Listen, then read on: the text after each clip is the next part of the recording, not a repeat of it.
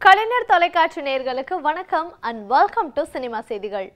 இந்த வாரமோ சினிமா செய்திகள் நிகழ்ச்சியில தமிழ் சினிமால கடந்த சில தினங்கள்ல நடந்த படப்பூஜைகள், பத்திரிகையாளர் சந்திப்பு, இசை வெளியீட்டு விழா, ஷூட்டிங் ஸ்பாட் எல்லாத்தையுமே காட்சிகளா பார்த்து ரசிக்கலாம்.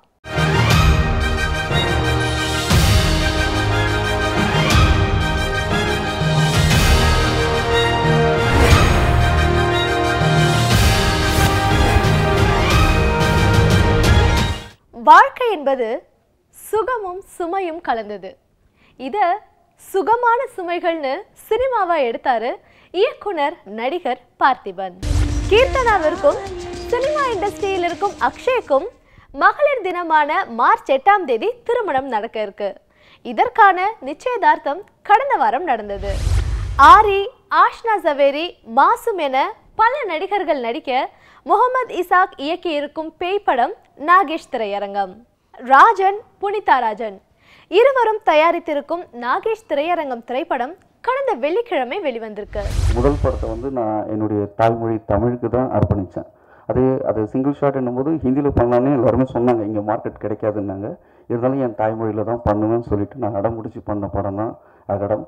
அது தமிழுக்கு டெடிகேட் பண்ணேன். ஆனால் இந்த நாகேஷ் திரையரங்கம் படத்தை இந்த வாய்ப்பை வாங்கி கொடுத்த பத்திரிகையாளர்களுக்காக இந்த படத்தை பத்திரிகையாளர்களுக்காக நான் சமர்ப்பிக்கிறேன். நாகேஷ் திரையரங்க படம் ஒவ்வொரு படம் பண்ணும்போது நமக்கு ஒவ்வொரு விதமான அனுபவம் கொடுக்கும். ஒவ்வொரு படம் நமக்கு நிறைய விஷயங்களை கொடுக்கும், எடுத்துக்கும். இந்த படம் ஒரு சின்ன பட்ஜெட்டில் ஆரம்பித்த ஒரு படம். இதில் சொல்லப்பட்ட ஒரு கருத்து மெரசலை போன்று நம்ம வாழ்க்கையில் சுரண்டப்பட்டு நம்மளை ஏமாற்றி ஒரு இடம் காசு எப்படி எடுத்துக்கிட்டு இருக்காங்கங்கிறது ஒரு ஷாக்கிங்கான ஒரு நியூஸ் இந்த படத்தில் வச்சுருக்காரு.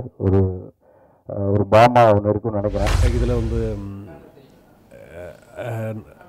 ஆரி, லதா மேடம், ஆஸ்னா, மாசூம், அபிலாஸ், சித்ரா லக்ஷ்மன் இப்படி நிறையா தெரிஞ்ச காளிபங்கட் எல்லாம் ஆக்ட் பண்ணியிருக்காங்க. படம் ஒரு கமர்ஷியல் ஹாரர்.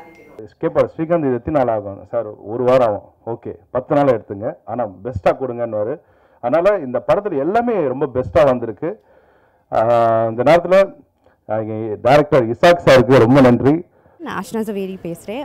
என்னோட கேரக்டர் ரொம்ப சேலஞ்சிங் எக்ஸைட்டிங் இருந்தேன். And it's a different genre of film. I'm very happy to be a part of this project. இந்த படம் ஃபுல் பேக்கேஜ் இருந்து there is drama, comedy, emotions and a lot of horror. இதில் நான் கேமராமேனாக work பண்ணியிருக்கேன். இது கிட்டத்தட்ட 78 நாட்கள் ஷூட்டிங் பண்ணியிருக்கோம் இந்த படத்தை. இதில் திண்டிவனமில் இருக்கிற கண்ணையான்னு ஒரு சினிமா தேட்டரை எடுத்து அந்த நாகேஷ் தேட்டரை நடிக்க வச்சுருக்கோம். படம் 4 சாங்ஸு.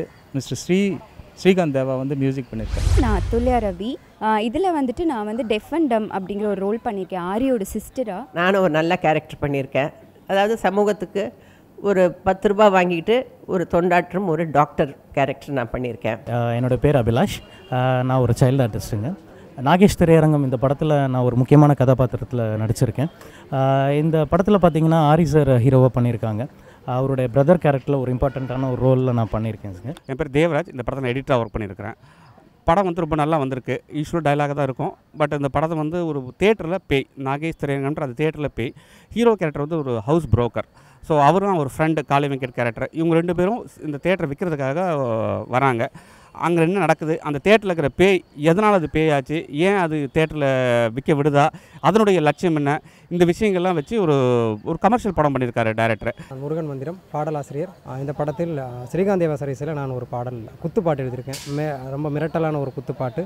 கானா பாலானனும் அனிதா அவர்களும் பாடியிருக்காங்க. என்னோடய பேர் Bombay Bhaskar, dance master, choreographer. இதில் ஒரு சாங் கொரியோகிராஃப் பண்ணியிருக்கிறோம்.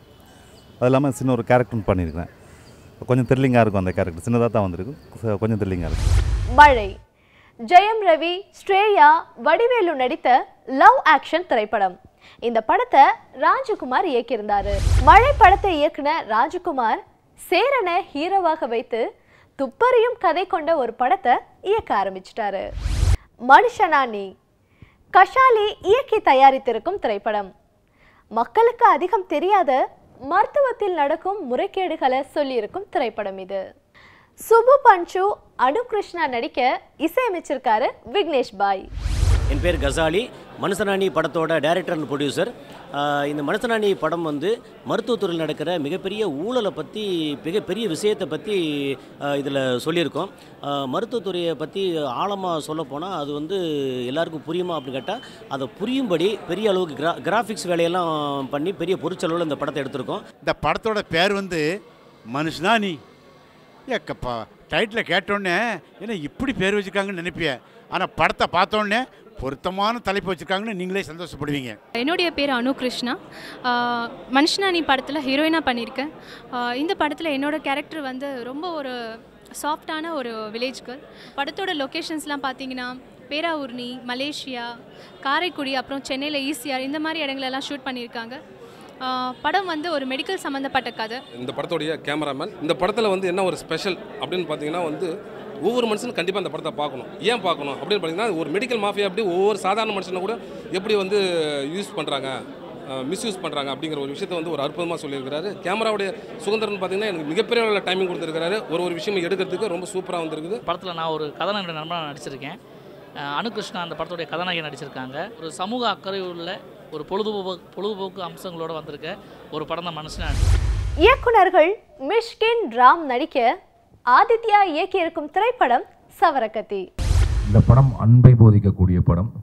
இந்த படம் வந்து ஒரு சவரக்கத்தி என்பது ஒரு முகத்தை, என் முகத்தையும் தேவராஜ் முகத்தையும் இல்லை, நிறைய பேர் முகத்தை அழகுபடுத்தக்கூடிய ஒரு கத்தி. யாருடைய சிரிப்பையும் அழகுபடுத்தக்கூடிய ஒரு கத்தி வந்து சவரக்கத்தி. இன்னும் சொல்ல போனால் கத்தி எதுக்கு தான், தொப்புள் கொடியாக இருக்குத்தான். அப்படி தான் இந்த படத்தோட கதை. ஸோ சவரக்கத்திங்கிற தலைப்பு பார்த்து பயப்படாதீங்க. இந்த படத்தில் எனக்கு மிகப்பெரிய பிடித்த ஒரு விஷயம் என்னென்னா, யாருமே யதார்த்தத்தை மீறாமல் இருந்தாங்க. ஒரு நிமிஷம் கூட யதார்த்தம் மீறல. அதாவது ராம் சார் பொறுத்தவரையும் தனக்கு எல்லாம் தெரிஞ்ச மாதிரியே காட்டிப்பார். ஆனால் வந்து அந்த இடத்த அழகாக சமாளிச்சிடுவார். அது வந்து டைரக்டருக்கு தான் அதுக்கு நன்றி சொல்லணும், ஆதித்யா சாருக்கு. ஏன்னா ஒரு யதார்த்தங்களை மாறாமல் அவங்கவுங்களுக்குள்ள ஒரு நல்ல உள்ளங்கள் இருக்க மாதிரி, எல்லாரும் ஒரு வில்லனாக இருந்தாலும் வில்லனுக்குள்ளே ஒரு நல்ல உள்ளன்றது ரொம்ப அருமையாக பதிவு பண்ணியிருக்காங்க. என்னுடைய படங்களில் ஒரு விமர்சனங்கள் எல்லாமே உண்மை தான். ஆக்சுவலாக என்னுடைய படங்களில் வந்து வன்மம் ஜாஸ்தியாக இருக்குது அப்படின்னா, ஒரு அன்பை சொல்வதற்கு நான் வன்மத்தை சொல்லியாக வேண்டும். இன்றைக்கி வந்து எனக்கு ரொம்ப ஒரு திரைப்படத்துக்கு மேலே வெற்றி தோல்வி அப்படின்ற என்னால் வந்து நினச்சி பார்க்க முடியல. ஏன்னா ஒரு நல்ல படம் எடுக்கணும், அவ்வளோதான். அப்புறம் ஓனாய் ஆட்டுக்குட்டியும் பிசாசும், இன்றைய பிசாசும் ஓனாய் ஆட்டுக்குட்டியும் நந்தலாவும் இன்று வரை என்னுடைய நல்ல படங்களாகவே எல்லாரும் சொல்லப்படுது. எல்லா பத்திரிகை நாளுமே என்கிட்ட வந்து அதான் சொல்லுவாங்க. மனவேலேருந்து எல்லாருமே சொல்லுவாங்க வந்து இன்றைக்கி வரைக்கும் எனக்கு வந்து நந்தலாவை பற்றி சொல்லுவாங்க. நான் ஒரு போராடி கொண்டு தான் இந்த சினிமாவில் இருக்கிறேன். நான் அப்படி தான் கடைசி வரைக்கும் இருப்பேன்னு நான் சொல்கிறேன். இந்த நிகழ்ச்சியில் தனுஷ் பற்றிய 2 செய்திகளை பார்க்கலாம். முதல் செய்தி, தனுஷ் நடித்து கொண்டிருக்கும் ஹாலிவுட் திரைப்படமான the extraordinary journey of fakir, இந்த படத்துடைய ஃபர்ஸ்ட் லுக் போஸ்டரை வெளியிட்டிருக்காங்க. இந்த படத்தில் மும்பையிலிருந்து பாரிஸ்க்கு செல்லும் இளைஞனா தனுஷ் நடிச்சிருக்காரு. இரண்டாவது செய்தி, தனுஷ் நடித்து இயக்க இருக்கும் பெயர் வைக்காத திரைப்படத்தில் கன்னட நடிகர் சுதீப் ஒரு முக்கியமான கதாபாத்திரத்தில் நடிக்க இருக்காரு. கோகோ மாக்கோ, இந்த படத்தின் பூஜையை பார்க்கலாம். குமார் ஹீரோவா நடிக்க ஹீரோயினா அறிமுகமாயிருக்காங்க தனுஷா. இவர்களோடு டெல்லி கணேஷ், சந்தான பாரதி முக்கியமான கதாபாத்திரங்களை நடிச்சிருக்காங்க. ஒளிப்பதிவு கலர் பதிவு செய்து இசையமைத்து இயக்கியிருக்காரு Arun Gandhi.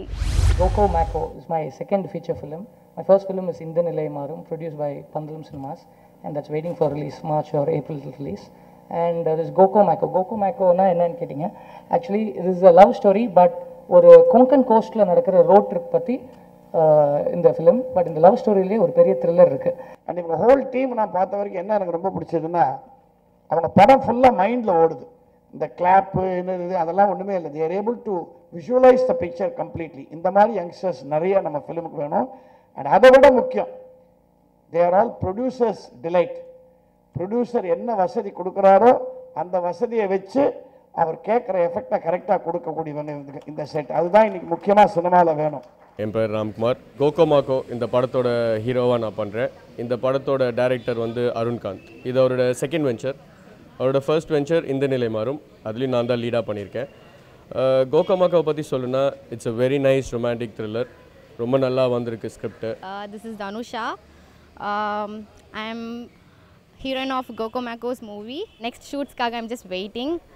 I am so much excited. நான் சுகுமாரன் சுந்தர், கோகோ மாக்கோவோட cinematographer. Coco Macco Giri sir and Arunkanth அண்ணாவோட ப்ரொடக்ஷன் ரூஃபுங்கிற பேனரில் ரிலீஸ் ஆக போகிற ஒரு படம். ஸோ ஸ்கிரிப்ட்ஸ் ரொம்ப சூப்பராக வந்திருக்கு. அருண் அண்ணா தான் டைரக்ட் பண்ணுறாரு. அவர்கிட்ட ஒரு சினிமாட்டோகிராஃபராக ஒர்க் பண்ணுறதுக்கு எனக்கு ரொம்ப சந்தோஷமாக இருக்குது. ஸோ நல்ல ஒரு வித்தியாசமான சிந்தனை இருக்கக்கூடிய ஒரு இயக்குனர். அவரோட நானும் 2வது படத்துலையும் ட்ராவல் பண்ணுறேன்றது சந்தோஷமான ஒரு விஷயமா இருக்குது. காதல் காமெடியை மையப்படுத்தி ஒரு படமாக இருக்கும். ஒரு நல்ல ஒரு ட்ராவல் பேஸ்டு சப்ஜெக்ட் இது. நல்ல ரோல் ஒன்று கொடுத்துருக்காரு எனக்கும். அருண்காந்த் டைரக்ட் பண்ணி 2வது படத்துடைய லான்ச்சு கோகோ மேக்கோ. அவருடைய ஃபஸ்ட்டு படம் இந்த நிலை மாறுமோ நான் பார்த்தேன். யூத் சென்ட்ரிக் சப்ஜெக்ட் தான், ரொம்ப இன்ட்ரெஸ்டிங்காக இருந்தது. சிச்சுவேஷன்ஸ்லாம் ரொம்ப இன்ட்ரெஸ்டிங்காக இருந்தது. ஸோ போல்டாக செகண்ட் வெஞ்சர்லேயும் இறங்கியிருக்காரு. ரெண்டுமே ஒரே சமயத்தில் ரிலீஸ் ஆகி டபுள் பொனான்ஸா மாதிரி 2 in 1 மாதிரி ரெண்டுமே சூப்பர் டூப்பர் ஹிட் ஆக என்னுடைய வாழ்த்துக்கள். Cocoa மேக்கோக்கு 3 cheers. தமிழ் மலையாளத்தில் உருவாகும் லவ் ஆக்ஷன் ட்ரீம் படத்துல நிவின் பாலி நயன்தாரா ஜோடியா நடிக்கிறாங்க. பிரபு சாலமன் இயக்கத்தில் விக்ரம் பிரபு ஹீரோவா அறிமுகமான வெற்றி படம் கும்கின்றது நம்ம எல்லாருக்குமே தெரியும். இயக்குனர் பிரபு சாலமன் கும்கி 2 திரைப்படத்தை இயக்குனர் லிங்குசாமியின் உறவுக்கார பையனை ஹீரோவா வச்சு எடுத்து முடிச்சிட்டாரு. இப்போ திடீர்னு இவர் கமிட்டான ஹிந்தி படத்தை இயக்கிட்டு இருக்காரு. நடிகர் ராஜ்கமல் சின்ன திரையில் எல்லோருக்குமே தெரியும். இவர் சினிமாவில் நடித்து கடந்த வெள்ளிக்கிழமை வெளிவந்திருக்கும் தமிழ் திரைப்படம் மேல்நாட்டு மருமகன். இந்த படத்தை பற்றி ராஜ்கமல் என்ன சொல்கிறாருன்றதை பார்க்கலாம். இயக்குனர் சிகரம் பாலச்சந்தர் சார்டையே அறிமுகமாயிருக்கிறாரு. அப்போ அவர்கிட்டேருந்து வந்த ஒரு படிப்பறிஞ்ச ஒரு இளைஞன் எந்த அளவுக்கு இருப்பாருங்கிறத கண்டிப்பாக நம்ம சொல்லி தெரிஞ்சிக்க வேண்டியதில்லை. அந்தளவுக்கு மிக அற்புதமாக இந்த தமிழ் திரையுலகத்திற்கு ஒரு நல்ல ஹீரோ கிடச்சிருக்காருங்கிற பெருமை எனக்கு இருக்குன்னு தான் நான் நினச்சிக்கணும். ஏன்னா முதல்ல அந்த ஹீரோ சந்தர்ப்பத்தை அவருக்கு கொடுத்ததுனால அது அப்படி தான் நினச்சிக்கணுமே ஒழிய மிக அற்புதமாக அவர் நடிச்சிருக்கிறாரு. அது மேல்நாட்டு மருமகனில் சக்தி கேரக்டரில் ராஜ்கமல். ஓகே, பட் இதுக்கப்புறம் நான் கேரக்டர் ரோல்ஸ் பண்ணுறதுக்கு, அதாவது இயல்பான கேரக்டர்கள், அது எந்த கேரக்டராக இருந்தாலும் நான் பண்ணுறதுக்கு தயாராக இருக்கேன். ஏன்னா மறுபடியும் சீரியலுக்கு போகணுமா வேணாமா அப்படிங்கிறது எனக்கு தெரியல. சினிமா எந்த அளவுக்கு எனக்கு கை கொடுக்க போகுதுங்கிறதும் தெரியல. இதுக்கு அடுத்த கட்டங்கள் எனக்கு படம் கிடைக்கலங்கிறதெல்லாம் விஷயம் இல்லை. பட் எந்த படம் எனக்கு கிடைச்சாலும், எந்த கேரக்டர் எனக்கு கிடைச்சாலும், என்னோட தயாரிப்பில் என்னோட நடிப்பில் நான் வாங்குகிற சம்பளம் 100% அந்த தயாரிப்பாளர் நிர்ணயிக்கிறதா தான் இருக்குமே தவிர, என்னோட கலை உலகம் முடிஞ்சு நான் நடித்து நான் செத்து போகிற வரைக்கும் நானாக 4 நாள் சம்பளம் கேட்க போகிறது இல்லை. இன்றைக்கு சினிமா செய்திகள் நிகழ்ச்சியில் வந்த எல்லா சுவாரஸ்யமான செய்திகளையும் பார்த்து ரசிச்சிருப்பீங்க. மீண்டும் இதே நிகழ்ச்சியில் சந்திக்கலாம். அதுவரை உங்களிடமிருந்து விடைபெறுபவர் சுமையா.